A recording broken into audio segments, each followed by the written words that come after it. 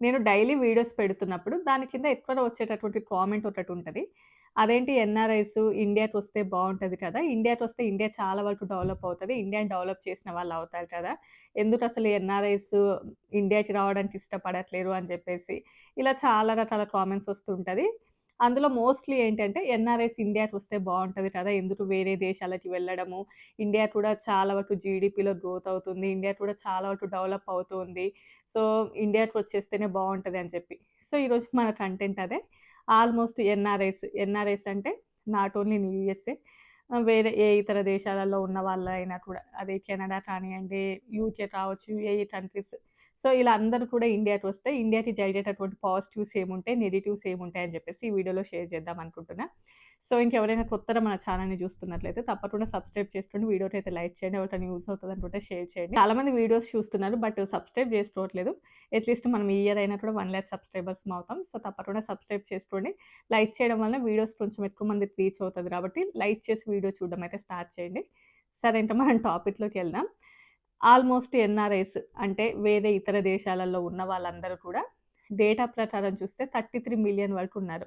అంటే ఆల్‌మోస్ట్ 3,30,00,000 అనుకోవచ్చు. సో, అంతమంది వరకు వేరే దేశాలలో ఉన్నారు. యూఎస్ కానియండి, యూకే కానియండి, కెనడా కానియండి, యూఏఈ కంట్రీస్ కావచ్చు ఇలా అన్ని దేశాలలో కలిపి. సో, ఇలా ఉండడం వలన ఏంటి అంటే ఆల్‌మోస్ట్ వాళ్ళు వాళ్ళ దేశాల నుంచి అంటే ఫర్ ఎగ్జాంపుల్ యూఎస్ఏలో ఉన్న వాళ్ళు ఇండియాకి మనీ పంపేయడం కానియండి, యూకేలో ఉన్న వాళ్ళు ఇండియాకి మనీ పంపేయడం. అది పేరెంట్స్ డే కావచ్చు, ఏదైనా ఇన్వెస్ట్‌మెంట్ పర్పసే కానియండి, వాటెవర్ ఇట్ ఈస్. సో, కొన్ని ఇన్వెస్ట్‌మెంట్స్ ఉంటాయి కదా! అంటే అగ్రికల్చర్ ల్యాండ్ అలాంటివైతే కొనకూడదు కానీ కామన్‌గా ఏదైనా కొనేటప్పుడు ఆర్ ఏ పర్పస్ మీద అయినా కూడా ఇండియాకి మనీ పంపిస్తూ ఉంటారు. సో, దానిని రెమిటెన్స్ మనీ అని అంటూ ఉంటాం. సో, దాని మీద ఆల్రెడీ నేను రెమిటెన్స్ స్టాట్స్ గురించి ఆ వీడియోస్‌లో చాలా చెప్పాను. అప్పుడే చెప్పాను అసలు రెమిటెన్స్ అంటే ఏంటి అదంతా కూడా. ఆల్‌మోస్ట్ ప్రపంచంలో ఉన్నటువంటి అన్ని దేశాలతో కంపేర్ చేస్తే ఇండియా టాప్‌లో ఉంటది. రెమిటెన్స్ మనీ వచ్చే దాంట్లలో. అంటే ఆల్‌మోస్ట్ ఇండియాకి ఎవ్రీ ఇయర్ ఒక $100,000,000 వరకు వస్తాయి. ఈ రెమిటెన్స్ మనీయే. అంటే వేరే దేశాలలో ఉన్న వాళ్ళ వలన ఇండియాకి చాలా వరకు కూడా పాజిటివ్ జరుగుతది ఈ మనీ వలన. అంటే ఇండియన్ యొక్క ఎకానమీకి చాలా వరకు హెల్ప్ అవుతది. అది బిగ్గెస్ట్ పాజిటివ్ అన్నట్లు. అందులో ఎస్పెషల్‌గా యూఎస్ఏ నుంచి ఎక్కువ మనీ వస్తూ ఉంటాయి ఇండియాకి. సో, అది. ఎలా ఉంటదంటే ఫర్ ఎగ్జాంపుల్ ఈరోజు $1 92 అని అనుకోండి. సో, మనం సెండ్ చేసేటప్పుడు ఏమవుతదంటే 91 చేంజ్ అలా పోతది. అంటే టాక్స్ ఇంత పోతది అదంతా మనకేమి చెప్పకపోయినా కూడా ఆల్‌మోస్ట్ కొంచెం గవర్నమెంట్‌కి వెళ్తూ ఉంటది. కొంచెం ఇట్లా మీడియేటర్స్ అవి ఉంటది గదా! ఆ యాప్స్ అవి ఇవి. సో, వాటిల్లకి కొంచెం లాభం ఉంటది. సో, అలా ఉంటదన్నట్లు. దానిని బేస్ చేసుకొని ఏంటంటే ఇండియాకి ఎవ్రీ ఇయర్ ఎన్ఆర్ఐస్ త్రూ అందులోనూ ఎస్పెషల్లీ యూఎస్ఏ నుంచి ఎక్కువ కంట్రిబ్యూషన్ జరుగుతూ ఉంటది ఇండియాకి. సో, అది బిగ్గెస్ట్ పాజిటివ్. $100,000,000 అంటే అది చిన్న అమౌంట్ ఏమి కాదు. సో, అది ఇండియాకి చాలా వరకు కూడా ఎకానమీకి హెల్ప్ అవుతూ ఉంటది. సో, అదొక బిగ్గెస్ట్ పాజిటివ్ ఉంటది ఇండియాకి. అండ్ నెక్స్ట్ వన్ ఎవరైనా అందరూ ఎన్ఆర్ఐస్ ఇండియాకి రావడం వలన నెక్స్ట్ వన్ వచ్చేసి జాబ్ మార్కెట్‌లో కూడా చాలా వరకు చేంజెస్ ఉంటాయి. ఆల్రెడీ ఉన్నటువంటి ఎగ్జిస్టింగ్ సిస్టమ్ ఏదైతే ఉందో దాని మీద చాలా వరకు ప్రెషర్ పడతది. అంటే ఆల్మోస్ట్ ఎన్ఆర్ఐస్ కొంచెం స్కిల్డ్ పీపులే ఉంటారు. సో, వాళ్ళు అక్కడ జాబ్స్ కావాలి అంటే హై సాలరీస్ ఎక్స్‌పెక్ట్ చేస్తూ ఉంటారు. సో, అంత హై సాలరీస్ రాకపోవడము అండ్ ఆ జాబ్ సెక్టార్‌లో చాలా వరకు కూడా డిఫరెన్షియేషన్ కనిపిస్తూ ఉంటది మనకి.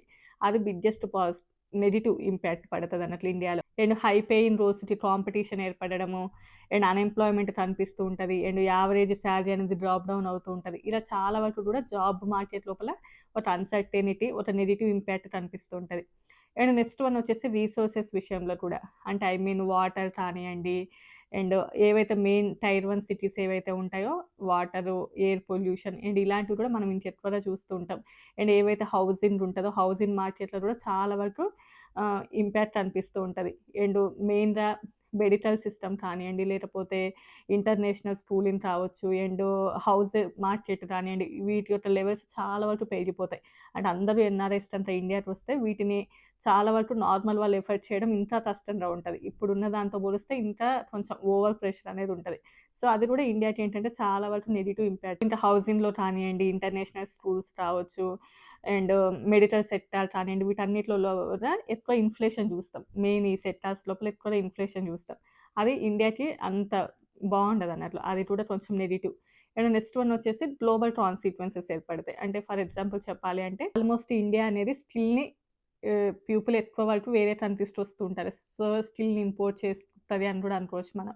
అంటే ఈవెన్ ఒక హ్యూమన్ రిసోర్స్ ఎవరైతే మనము ఐటీ పీపుల్స్ కానియండి, లేకపోతే డాక్టర్స్ కానియండి, లాయర్స్ కానియండి, టీచర్స్ కానియండి, ఇలా ఆల్మోస్ట్ అందరూ గూడా స్కిల్ ఉన్నటువంటి పీపుల్ వేరే కంట్రీస్ ఎస్పెషల్లీ యూఎస్‌కి రానియండి, ఈవెన్ యూకే రానియండి, ఇలా కొన్ని దేశాలకి ఏంటి అంటే ఓన్లీ కూడా ఐటీ పీపుల్స్ ఎక్కువ అండ్ నెక్స్ట్ మెడికల్ సిస్టమ్ కోసం అండ్ దీనికోసం ఎక్కువగా వస్తూ ఉంటాం కదా! సో, వీళ్ళకేంటి అంటే ఆల్మోస్ట్ ఇప్పుడు యూఎస్ఏలో అందరూ ఐటీ పీపుల్ అందరూ బయటికెళ్ళిపోయారు. ఎన్ఆర్ఐస్ అంతా బయటకొచ్చేసారు. డాక్టర్స్ అంతా బయటకొచ్చేసారు. అంటే వేరే కంట్రీ వాళ్ళెవరూ లేకుండా. అలాంటప్పుడు ఏంటంటే ఈ కంట్రీస్‌కి చాలా ఎఫెక్ట్ పడతది. ఎస్పెషల్లీ యూఎస్ఏ అండ్ యూకే ఈ కన్ ఈ కంట్రీస్‌కి. అండ్ నెక్స్ట్ వన్ వచ్చేసి ఏంటి అంటే ఇప్పుడు కన్‌స్ట్రక్షన్ ఫీల్డ్. ఆ కన్‌స్ట్రక్షన్ ఫీల్డ్ లోపల ఏంటంటే కొన్ని యూఏఈ కంట్రీస్ అలాంటివి ఏంటి అంటే చాలా వరకు కన్‌స్ట్రక్షన్ ఫీల్డ్ కోసం వాళ్ళెళ్తూ ఉంటారు. సో, అప్పుడు ఆ కంట్రీస్‌కి గూడా ఇంపాక్ట్ ఏర్పడతదన్నట్టు.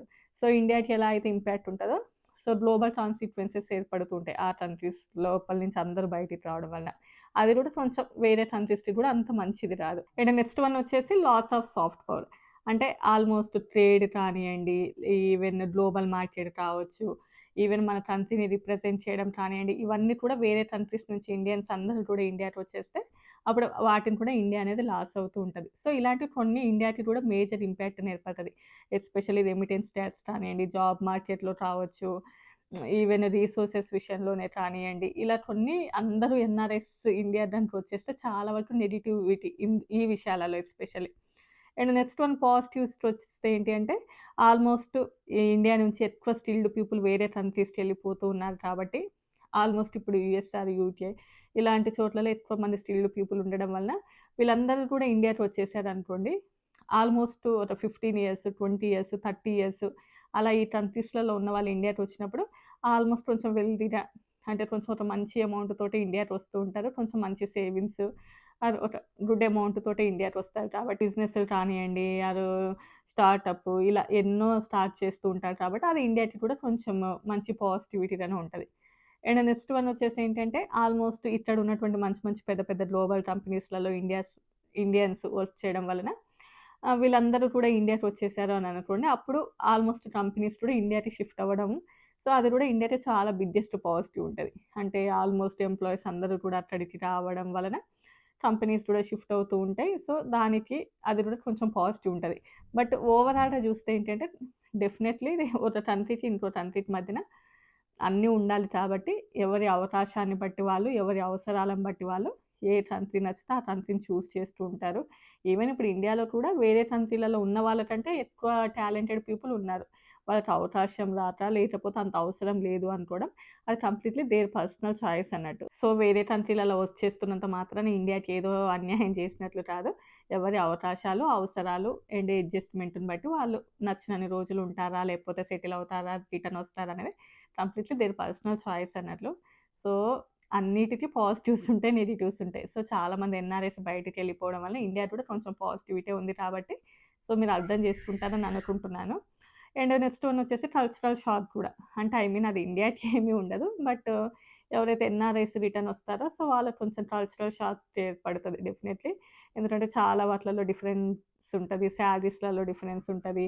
బయట సిస్టమ్ డిఫరెంట్‌గా ఉంటది. చాలా సిస్టమ్‌లలో చాలా డిఫరెన్సెస్ ఉంటాయి కాబట్టి, సో, అది కూడా ఒకటి మెయిన్. అంటే అది పర్సనల్ లేండి. అది కంట్రీకి సంబంధించిందేది కాదు. సో, ఇంకా ఆల్మోస్ట్ ఇంతే అండి. మీకేమైనా ఇంకా ఎక్స్‌ట్రా‌గా తెలిస్తే కామెంట్ చేయండి. మీరనుకున్నటువంటి పాజిటివ్స్ ఏమున్నాయి? ఇంకేమైనా నెగెటివ్స్ ఉన్నాయా? సో, అవన్నీ కూడా ఆల్మోస్ట్ కూడా వేరే కంట్రీలలో ఉండడం వలన పాజిటివ్స్ ఉంటాయి, నెగెటివ్స్ ఉంటాయి. సో, ఎవరికి నచ్చిన చోట వాళ్ళు బతుకుతారు అంతే ఇంకా. సో, ఇంక ఇంతే అండి. ఈ వీడియో నచ్చితే లైక్ చేయండి, షేర్ చేయండి, సబ్స్క్రైబ్ చేసుకోండి. Bye bye.